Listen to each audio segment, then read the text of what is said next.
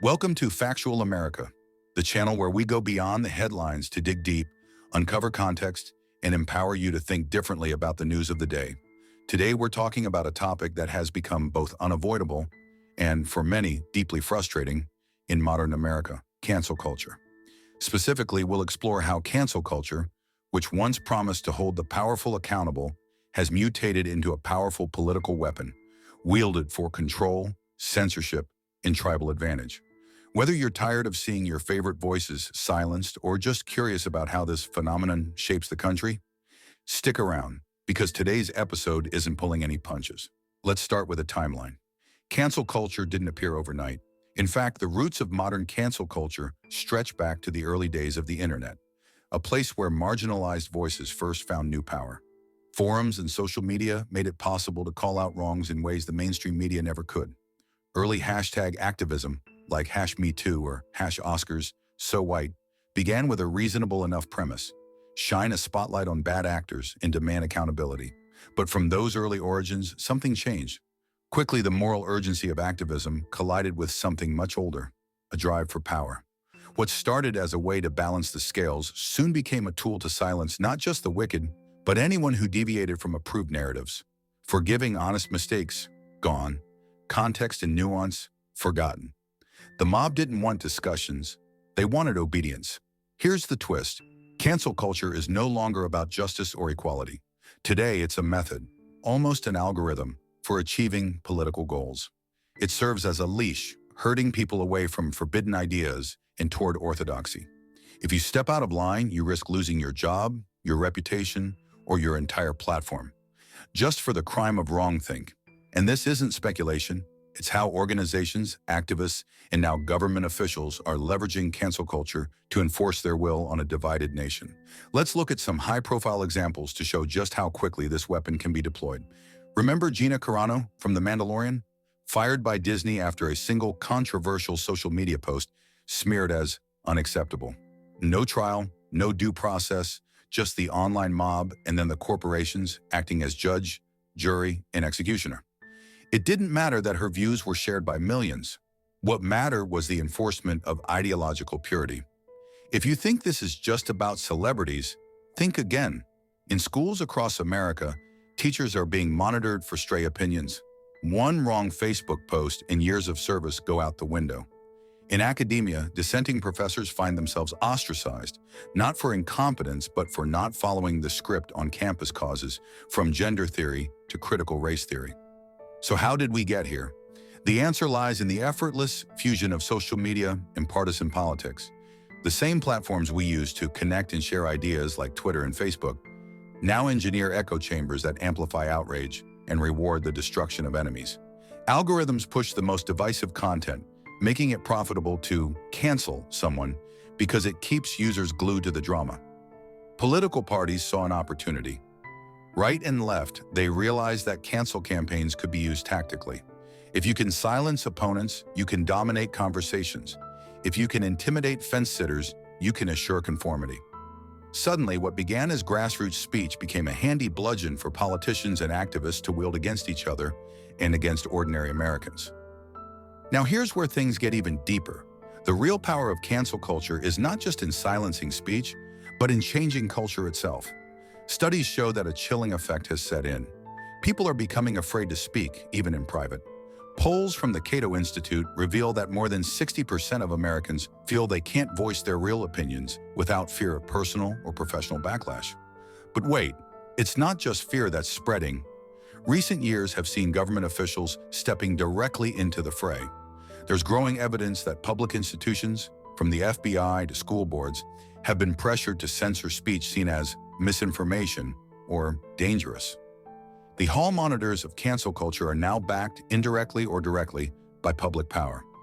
You might wonder, is this even legal? The short answer: it's complicated. The First Amendment protects speech from direct government restriction, but when the government outsources censorship to tech companies or applies pressure behind closed doors, the lines get blurry. That's political control disguised as private decision-making. Hard to trace, harder to fight. Let's not forget the international angle. In countries like China, state censorship is overt. But here the tools are softer. hidden within jobs, schools, and even friendships. Step out of line and you're an outcast. You don't need to be thrown in jail if losing your livelihood accomplishes the same thing.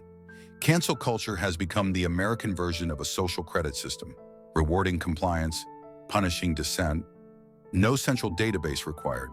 Of course, there are those who defend cancel culture. They say it's just consequences. If someone says or does something offensive, shouldn't they be held accountable? That's a fair argument, to a point. But accountability means due process, context, and proportion, and not summary execution by digital mob. Here's another surprise twist. Cancel culture is starting to eat itself. Increasingly, the same forces that once claimed to protect the vulnerable are targeting their own allies for the smallest deviations. Activists are finding themselves canceled for not being radical enough. Writers for not using the latest preferred terminology. When purity becomes a weapon, nobody is safe. The political implications are severe. Censorship, overt or covert, undermines public debate, stifles creativity, and deepens tribal loyalties.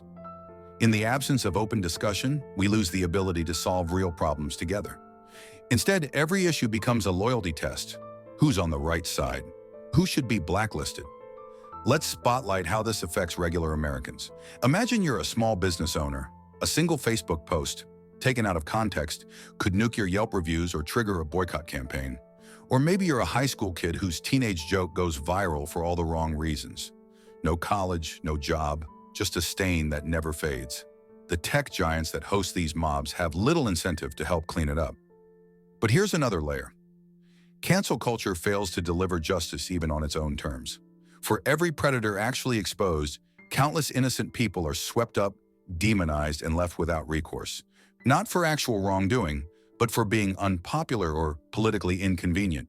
The movement's original moral purpose has become an afterthought. Now let's pivot. Opposing cancel culture isn't about embracing offensive speech or tolerating bad actors. It's about defending open, honest debate, requiring the best ideas rise out of clashing perspectives.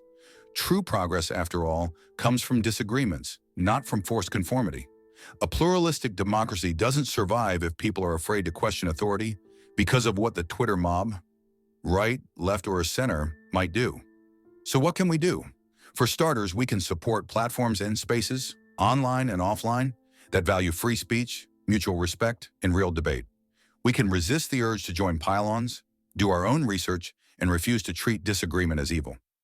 When you see someone targeted unfairly, no matter their views, ask what's really going on. The battle for free expression won't be won in Washington or Silicon Valley, but in daily grassroots decisions made by people just like you. Still, cancel culture remains an easy tool for those in charge, because it relies on fear. The more we understand the mechanism, the better prepared we are to resist. As Americans, our heritage is built on fierce debate, uncomfortable truths, and a refusal to submit to orthodoxy, left or right. That's why cancel culture is so dangerous. It's antithetical to everything freedom stands for. As we close, ask yourself, are you willing to speak up, even if it means standing alone? Are you willing to judge people by their actions, not by the Twitter trends that come and go? The future of our culture, our very ability to think and debate openly, depends on the silent majority finding its voice. Because in the end, cancel culture only wins if we let it. The antidote is courage, honesty, and a relentless commitment to free inquiry. Thank you for watching Factual America. What's your take on cancel culture? Has it gone too far? Or not far enough? Have you or someone you know been canceled? Tell us your story in the comments. We want to hear from all sides. And if there's another cultural battleground you want us to tackle, let us know below. Don't forget to like, subscribe, and share. Until next time, keep thinking freely and stay factual. And